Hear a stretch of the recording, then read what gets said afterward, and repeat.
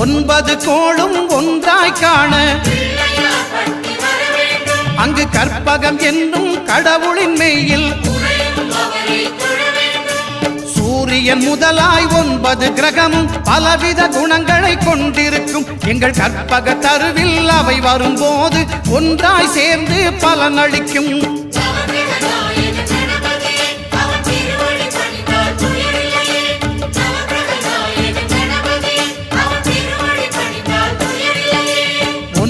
கோளும் ஒன்றாய் காண